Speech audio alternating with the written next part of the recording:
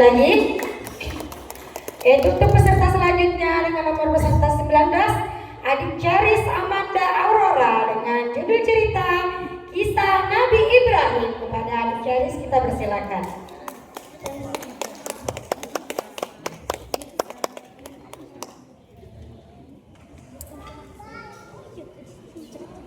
Assalamualaikum warahmatullahi wabarakatuh. Waalaikumsalam warahmatullahi wabarakatuh.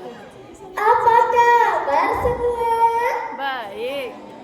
Insya Allah semua baik kan? Alhamdulillah. Yang terhormat Dewan Juri Lomba Kisah Islami yang dimuliakan oleh Allah Subhanahu wa Ta'ala, Bapak Ibu pendamping yang dirahmati oleh Allah Subhanahu wa Ta'ala, serta teman-teman peserta lomba semua. Semoga kita semua termasuk dalam golongan orang-orang yang beriman. Amin. Perkenalkan, saya Charis Amanda Aurora. Pada sore hari ini, Amanda akan bercerita dengan tema meneladani alam mulia melalui kisah Islami menuju pelajar berkarakter dan berbudaya. Judul cerita yang akan Amanda bawakan adalah kisah pengorbanan dan tauhid Nabi Ibrahim. Referensi kisah ini adalah buku Kisah Para Nabi yang ditulis oleh Ibnu Katsir dan diterbitkan oleh Gramedia. Apakah teman-teman sudah siap mendengarkan cerita Amanda? Siap. Duduk yang manis ya. Oke. Kisah Nabi Ibrahim.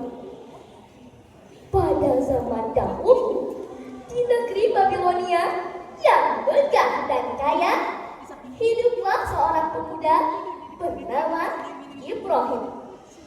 Tahu di negeri itu menyembah berhala-berhala yang mereka buat sendiri dari batu, kayu, dan logam.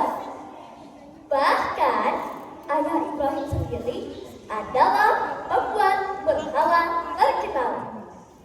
Setiap hari orang-orang datang ke tokonya untuk membeli batu-batu yang mereka sebut Tuhan. Suatu malam, Ibrahim melihat bintang dan berkata, "Inilah Tuhanku." Tapi ketika bintang itu tenggelam, dia berkata, "Aku tidak menyukai yang tenggelam." Ia kemudian melihat bulan lalu matahari, tetapi semuanya juga benar. Dari situ Ibrahim menyimpulkan bahwa Tuhan yang sebenarnya adalah Allah Subhanahu wa Ta'ala yang tidak berubah, tidak hilang, tidak diciptakan, dan tidak bergantung pada apapun. Dengan keberanian besar, Ibrahim menyampaikan ajaran tauhid pada kaumnya. Dia menegur ayahnya dengan lembut. "Wahai ayah, mengapa engkau menyembah sesuatu yang tidak mendengar, tidak melihat, dan tidak memberi manfaat?" Nabi Ibrahim juga berdakwah kepada Raja Namrud, karena Raja Namrud menyebutkan Allah. Raja Namrud juga mengakui dirinya sebagai Tuhan. Nah teman-teman, setelah ini apa ya yang akan terjadi? Ternyata mereka tetap tidak mau mendengarkan. Mereka malah marah kepada Ibrahim. Sampai suatu hari, ketika semua orang-orang pergi merayakan pesta, Ibrahim masuk ke kuil mereka.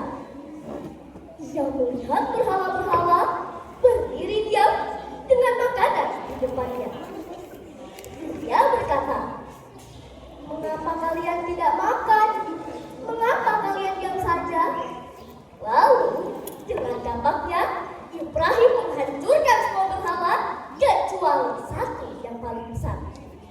Syah, syah, syah, syah, syah. Kapaknya bergantung kepada lehernya. Saat orang-orang kembali, mereka terkejut. Siapa yang berani menghancurkan Tuhan-Tuhan kita? Mereka menuduh Ibrahim. Hei Ibrahim, apakah kamu yang menghancurkannya? Ibrahim menjawab dengan tenang. Lihat saja berhala besar itu. Mungkin dia pelakunya. Tampaknya pun masih bergantung di lehernya. Tanyakan saja padanya jika ia bisa berbicara. Semua orang terdiam karena mereka tahu berhala tidak bisa berbicara. Tapi karena keras kepala, mereka malah memutuskan untuk membakar Ibrahim hidup-hidup. Api besar pun dinyalakan. Panasnya luar biasa. Namun, ketika Ibrahim dilemparkan di dalam api, Allah berfirman dalam surah Al-Anbiya ayat 69 yang berbunyi, Bismillahirrahmanirrahim. Qulna ya naru kuni bardan wa salaman ala Ibrahim.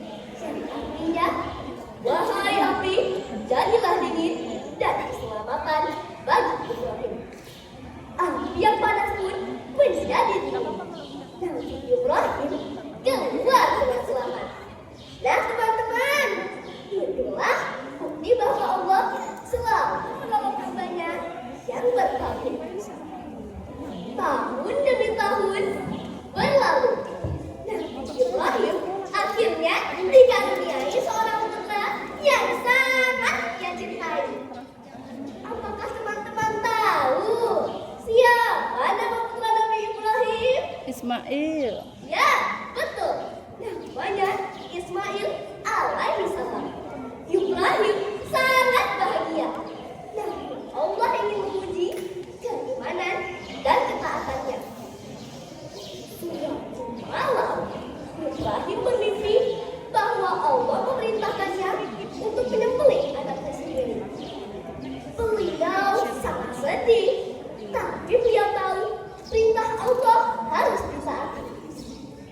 Dengan lembut, beliau berkata pada anaknya Ismail, "Wahai anakku, sesungguhnya aku bermimpi bahwa aku menyembelihmu. Maka pikirkanlah apa pendapatmu."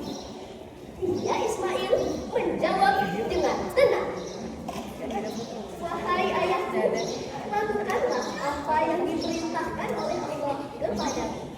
Insya Allah, engkau akan mendapatiku termasuk orang-orang yang sabar." Betapa luar biasa keimanan keduanya. Saat Nabi Ibrahim hendak menurunkan pisau, Allah memanggilnya. "Wahai Ibrahim, engkau telah membenarkan mimpiku." Lalu Allah menggantikan Ismail dengan seekor domba besar. Sejak saat itu, setiap umat Islam memperingati peristiwa itu dengan ibadah kurban. Nah teman-teman, itulah akhir cerita tentang kisah keteladanan Nabi Ibrahim yang dapat saya sampaikan. Kisah Nabi Ibrahim mengajarkan pada kita bahwa tauhid adalah